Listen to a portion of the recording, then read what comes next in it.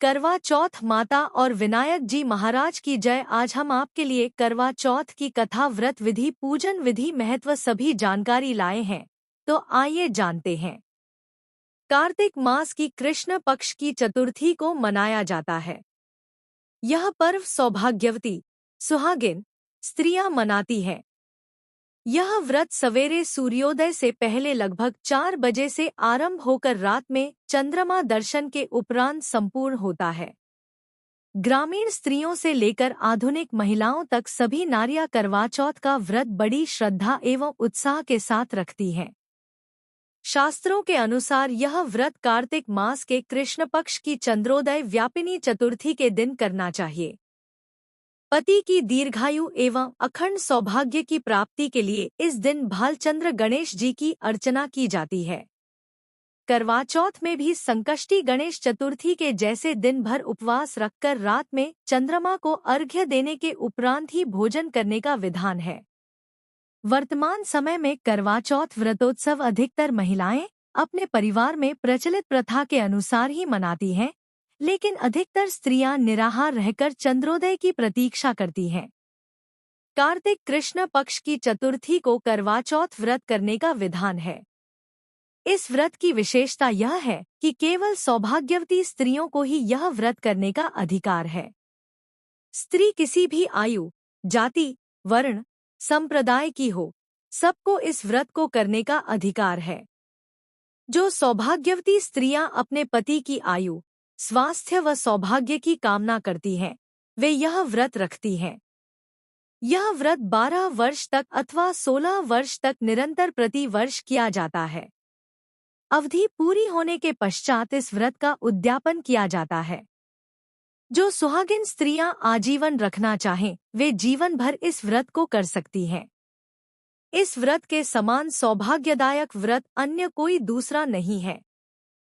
कार्तिक कृष्ण पक्ष की चंद्रोदय व्यापिनी चतुर्थी अर्थात उस चतुर्थी की रात्रि को जिसमें चंद्रमा दिखाई देने वाला है, उस दिन प्रातः स्नान करके अपने पति की आयु, आरोग्य, सौभाग्य का संकल्प लेकर दिन भर निराहार रहें। पूजन। उस दिन भगवान शिव, पार्वती, स्वामी कार्तिकेय, गणेश एवं चंद्रमा का पूजन करें।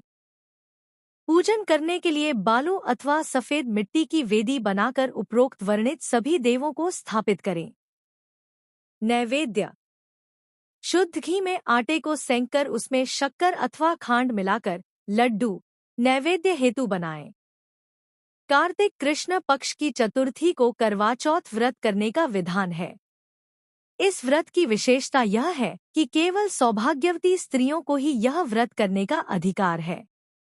स्त्री किसी भी आयु, जाति, वर्ण, संप्रदाय की हो, सबको इस व्रत को करने का अधिकार है। जो सौभाग्यवती स्त्रियां अपने पति की आयु, स्वास्थ्य व सौभाग्य की कामना करती हैं, वे यह व्रत रखती हैं।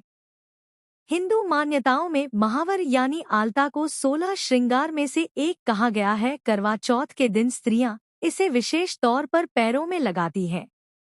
बालू अथवा सफेद मिट्टी की वेदी पर शिव, पार्वती, स्वामी कार्तिकेय, गणेश एवं चंद्रमा की स्थापना करें। मूर्ति के अभाव में सुपारी पर नाड़ा बांधकर देवता की भावना करके स्थापित करें। पश्चात यथाशक्ति देवों का पूजन करें। 4. पूजन हेतु निम्न मंत्र बोलें।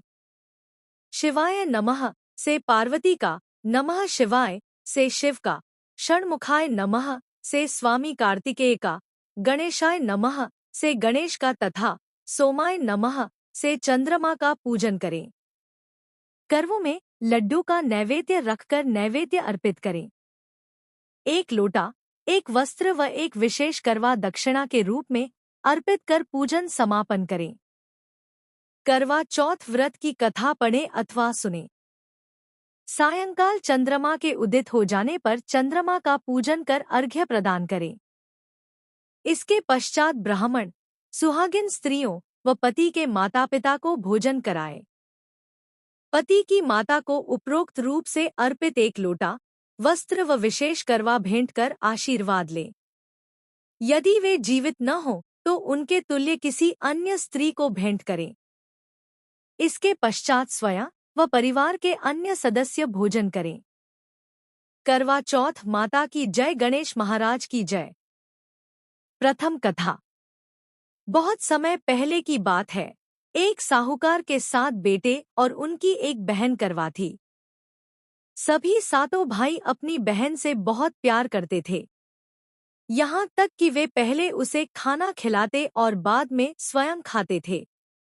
एक बार उनकी बहन ससुराल से मायके आई हुई थी। शाम को भाई जब अपना व्यापार व्यवसाय बंद कर घर आए तो देखा उनकी बहन बहुत व्याकुल थी।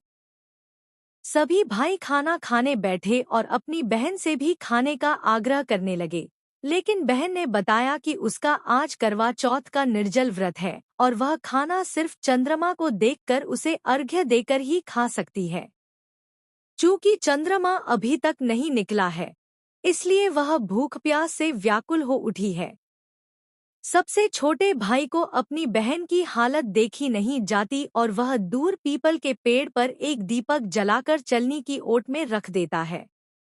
दूर से देखने पर वह ऐसा प्रतीत होता है कि जैसे चतुर्थी का चांद उदित हो रहा हो। इसके बाद भाई अपनी बहन को बताता है कि चांद निकल आया है, तुम उसे अर्घ्य देने के बाद भोजन कर सकती हो। बहन खुशी के मारे सीढ़ियों पर चढ़कर चांद को देखती है, उसे अर्घ्य देकर खाना खाने बैठ जाती है। वह पहला टुकड़ा मुंह में डालती है तो उसे छींक आ जाती है। दूसरा टुकड़ा डालती है तो उसमें बाल निकल आता है और जैसे ही तीसरा टुकड़ा मुंह में डालने की कोशिश करती है तो उसके पति की मृत्यु का समाचार उसे मिलता है। वह बौखला जाती है। उसकी भाभी उसे सच्चाई से अवगत कराती है कि उसके साथ ऐसा क्यों हुआ। करवा चौथ का व्रत गलत तरीके से टूटने के कारण देवता उससे नाराज हो गए हैं और उन्होंने ऐसा किया है। सच्चाई जानने के बाद करवा निश्चय करती है कि वह अपने पति का अंतिम संस्कार नहीं होने देगी और अपने सतीत्व से उन्हें पुनर्जीवन दिलाकर रहेगी। वह पूरे 1 साल तक अपने पति के शव के पास बैठी रहती है, उसकी देखभाल करती है। उसके ऊपर उगने वाली सुईनुमा घास को वह एकत्रित करती जाती है। 1 साल बाद फिर करवा चौथ का दिन आता है। उसकी सभी भाभियां करवा चौथ का व्रत रखती हैं। जब भाभियां उससे आशीर्वाद लेने आती है, तो वह प्रत्येक भाभी से यम सुई ले लो, यह सुई दे दो, मुझे भी अपनी जैसी सुहागिन बना दो, ऐसा आग्रह करती है। लेकिन हर बार भाभी उसे अगली भाभी से आग्रह करने का कह चली जाती है। इस प्रकार जब छठे नंबर की भाभी आती है तो करवा उससे भी यही बात दोहराती है। यह भाभी उसे बताती है कि चूंकि सबसे छोटे भाई की वजह से उसका व्रत टूटा था, अतः उसकी पत्नी में ही शक्ति है कि वह तुम्हारे पति को दोबारा जीवित कर सकती है। इसलिए जब वह आए तो तुम उसे पकड़ लेना और जब तक वह तुम्हारे पति को जिंदा न कर दे, उसे नहीं छोड़ना। ऐसा कह के वह चली जाती है। सबसे अंत में छोटी भाभी आती है। करवा उनसे भी सुहागिन बनने का आग्रह करती है, लेकिन वह टालमटोली करने लगती है। इसे देख करवा उन्हें जोर से पकड़ लेती है और अपने सुहाग को जिंदा करने के लिए कहती है। भाभी उससे छुड़ाने के लिए नोचती है, खसोटती है, लेकिन करवा नहीं छोड़ती है। अंत में उसकी तपस्या को देख भाभी पसीज जाती है और अपनी छोटी अंगुली को चीरकर उसमें से अमृत उसके पति के मुंह में डाल देती है। करवा का पति तुरंत श्री गणेश कहता हुआ उठ बैठता है। इस प्रकार प्रभु कृपा से उसकी छोटी भाभी के माध्यम से करवा को अपना सुहाग वापस मिल जाता है। हे श्री गणेश माँ गौरी, जिस प्रकार करवा को चिर सुहागन का वरदान आपसे मिला है, वैसा ही सब सुहागिनों को मिले। बहन, चंद्रमा निकल आया है, पूजन कर भोजन ग्रहण करो। बहन ने भोजन ग्रहण किया। भोजन ग्रहण करते ही उसके पति की मृत्यु हो गई। अब वह दुखी हो विलाप करने लगी। तभी वहां से रानी इंद्राणी निकल रही थी। उनसे उसका दुख न देखा गया। ब्राह्मण कन्या ने उनके पैर पकड़ लिए और अपने दुख का कारण पूछा। तब इंद्राणी ने बताया, तूने बिना चंद्र दर्शन किए करवा चौथ का व्रत तोड़ दिया, इसलिए यह कष्ट मिला। अब तू वर्ष भर की चौथ का व्रत नियमपूर्वक करना तो तेरा पति जीवित हो जाएगा। उसने इंद्राणी के कहे अनुसार चौथ व्रत किया तो पुनः सौभाग्यवती हो गई। इसलिए प्रत्येक स्त्री को अपने पति की दीर्घायु के लिए यह व्रत करना चाहिए। द्रौपदी ने यह व्रत किया और अर्जुन सकुशल मनोवांछित फल प्राप्त कर वापस लौट आए। तभी से हिंदू महिलाएं अपने अखंड सुहाग के लिए करवा चौथ व्रत करती हैं। करवा चौथ माता की जय।